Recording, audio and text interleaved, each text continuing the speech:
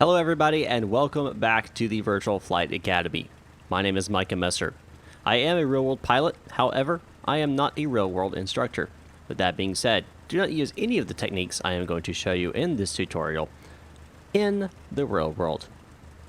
Alright, now let's talk about what we're going to cover today. We're going to cover a couple different engine failure scenarios.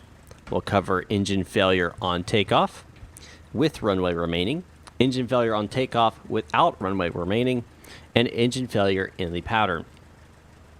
We will have a couple other lessons coming up that will cover other different types of engine failures, so be sure to tune in for that and hit the subscribe button and bell notification icon so you get notified when those come up.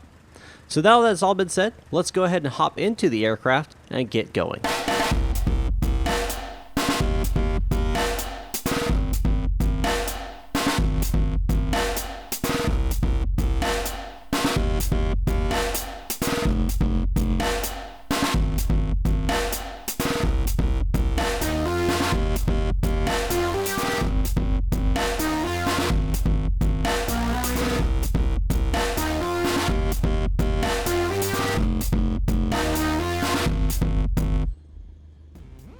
Okay, everybody, as you can see, we are holding short of runway 23 here at Williston. Know that we have already completed all of our pre-flight procedures before starting engine. We've done our pre-departure, before takeoff. We've also done, of course, our run-up and everything like that. We are, of course, now just holding short of runway 23. Now, we are going to do, again, a couple of things. We're going to do an engine failure with runway remaining, engine failure without any runway remaining, and the engine failure in the pattern. We'll start off with our engine failure with runway remaining. This is relatively simple. This is generally going to indicate, you're going to take off, and then maybe 50 to 100 feet above the runway, your engine dies. It's pretty simple to recover from. You just pitch for about 60 knots. You cut off your mixture goes to idle, fuel shuttle 5 goes off, ignition switch goes off, and wing flaps is necessary, then master switch off. Land back on the runway and taxi off if possible. Alright, so let's go ahead and demonstrate that. So again, not going to be doing radio communications yet. That will be coming in a later lesson. Let's go ahead and get onto the runway 23.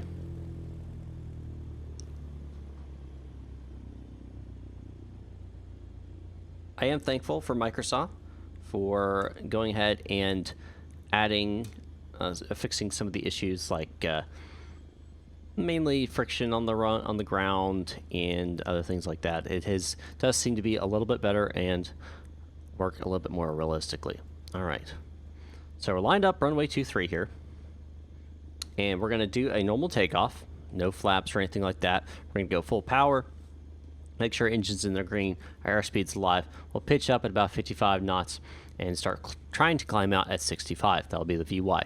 Now, about 100 feet above the field, I am going to go ahead and idle my engine. I'm not going to kill it, and the reason why I do that, because when you're practicing, you don't actually idle your mixture out completely.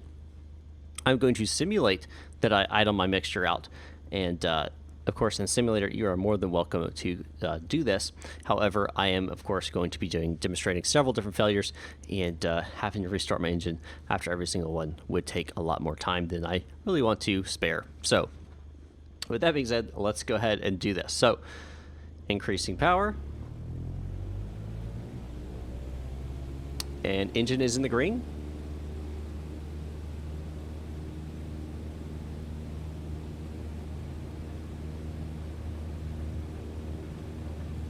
There's 40 knots. There's 50, 55. Start pitching up. Again, pitching for VY here. Awesome. And oh! Engine just failed. Okay. So what I would do, mixture to idle. I would then look down, kill my engine, which I'm not going to right now. Flaps if necessary. Right now, I'm just going without flaps for now. And we're just going to gradually bring us back down here. And there we are. And then brakes maximum.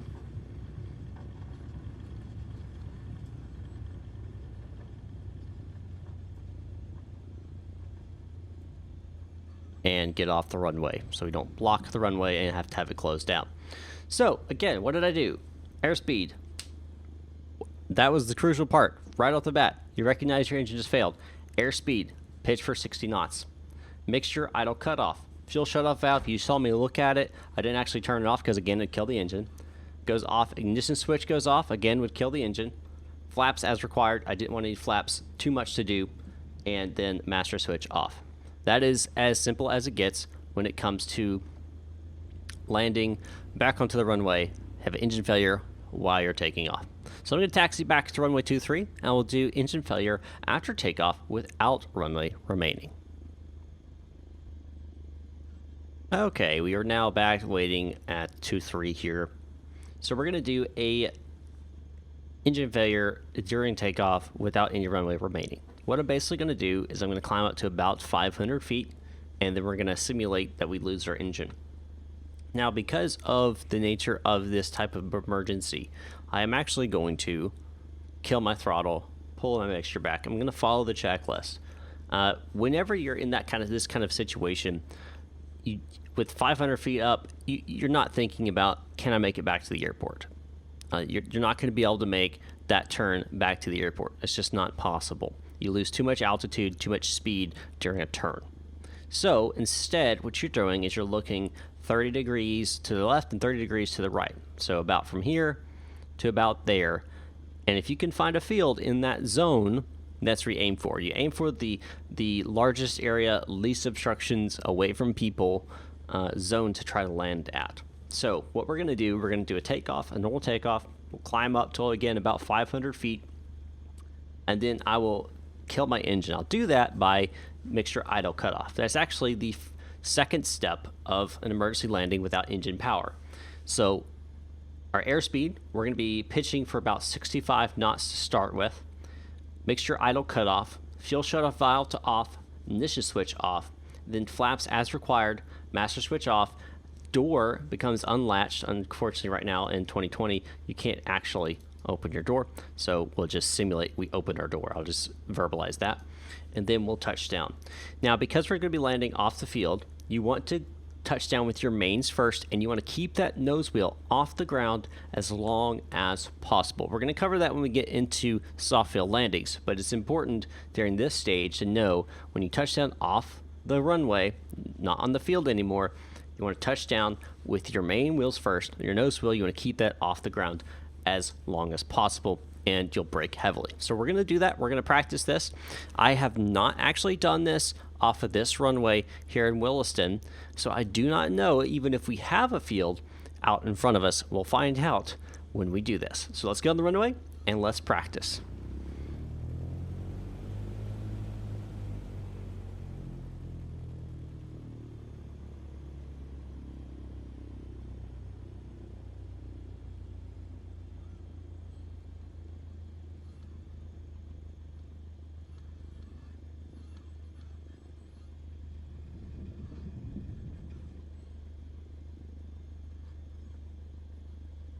Okay, here we are. So let's go ahead and, again, normal takeoff procedures here. We're going to go full throttle. We're going to keep a little bit of right rudder in. Make sure our engine gauges are good to go. We'll check our airspeed at about 55 knots. We'll start pitching up, and then we'll try to VY it out of here, which is about 65 knots. So let's go ahead and do that. Increasing power to full. A little bit of right rudder.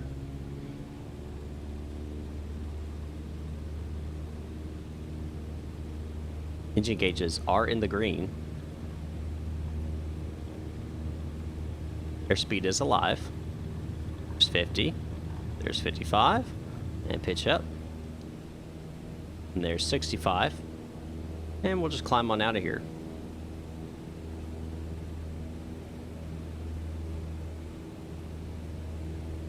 Everything looks great and is going dandily.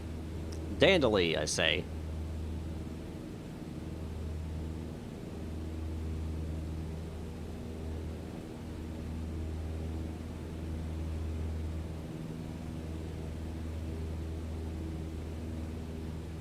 And there's 500 feet. Oh, we just lost our engine.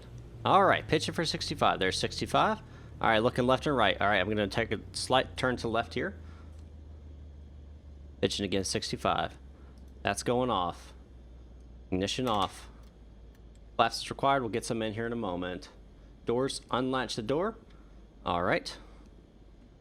And I made that, so let's go ahead and go flaps 1 here.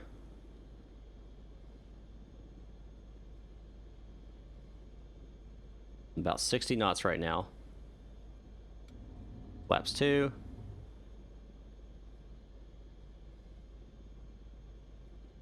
And flare. Again, hold that nose off the ground.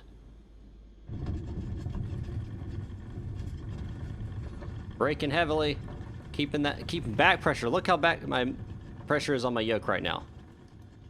It is all the way back. You gotta hold that yoke off when you're landing, okay? And that's it. I just landed without an engine after losing it 500 feet off the runway. So, and I didn't even know that there was a perfect field out here. So it worked out great. So yeah, that's how you do an emergency landing without engine power right after takeoff, and you have no runway left remaining. So we're gonna get this aircraft restarted. We'll get it back to the airport, and we will do a engine failure during your pattern, and we'll do what we call a power off 180. It could now understand that at any point in time in your pattern, you could lose your engine, and you're supposed to be able to make it back to the field. That's the whole point of the pattern, why you want to stay close enough, but not too close to the runway to allow you to make it back. So let's go ahead and restart this guy, get it back to the airport, and do that. All right, we are now again holding short runway 23. What we're going to do here, we're going to take off, normal takeoff. We'll enter a pattern, left pattern here, left closed traffic. And once we get to about the threshold coming back in, what we're going to do is we're actually going to kill our engine. We're going to do what they call a power off 180. Now, you are able to land at any point during your traffic pattern, or should be able to. Now, we do power off 180s because it's a good practice and it's relatively safe to practice it. In fact, I have practiced them in the real world several times, and I actually enjoy them. They're quite fun to do. The goal is to land in the first half of the runway, and it's relatively easy to do. It sounds scary when you're talking about engine, simulated engine failure, but of course, in the real world, if you actually had an engine failure, you have to be able to do this as well. Now, so we're going to do that real fast. So we're going to go to the runway, take off, make a left crosswind, left downwind, and then right when we get to the threshold, we'll kill our power. And we'll go through the checklist, as always, and bring her in. So let's do that.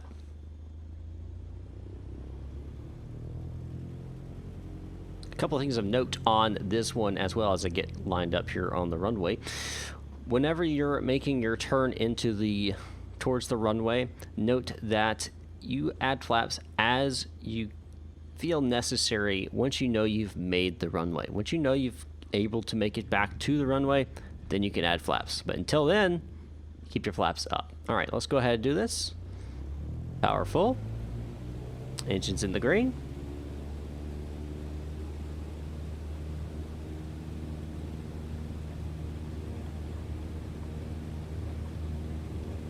There's airspeed's alive. Getting a little wiggly on here. There's 55. Pitching for 65. And up we go. Nice and easy. You guys should have already been practicing these patterns, so you should be relatively good to go on your actual patterns by now. If not, be sure to pause this video and go back and practice them. There's no reason why you shouldn't be practicing your patterns, especially this one when you're required to do a pattern.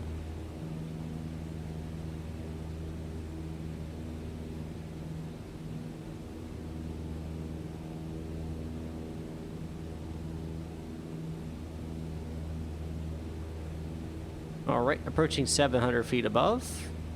You guys know what that means. It's time for me to start making my left turn here. About 20-degree bank.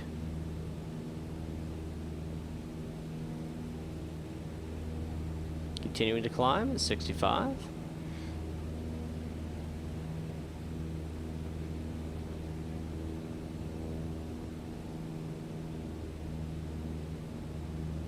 All right, pitching down, pulling back, and again making a left turn here.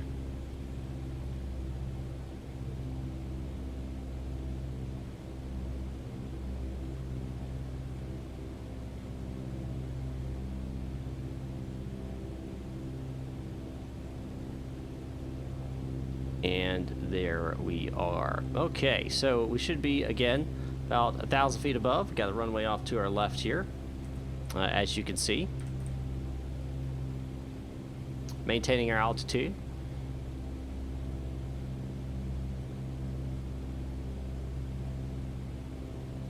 A little bit more power to that, a little slow. Okay, we're looking for the threshold where we're going to start this practice here.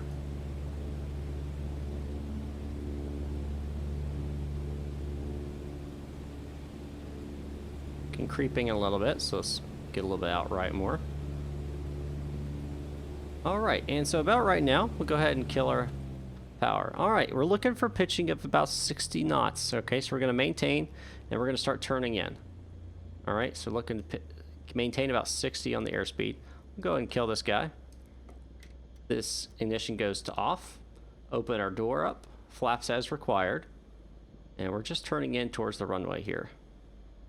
Again, 60 knots is what we're looking for, so I'm a little fast. So I'm going to pull up a little bit, getting as much, so you look for what you call your best glide speed.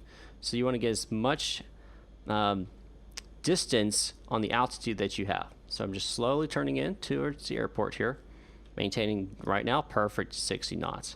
Perfect. Getting a little fast, so we'll go and pull up again. Now I know at this point I've made the runway. So I'm going to go ahead and pitch down, add 1 notch of flaps. Second notch of flaps.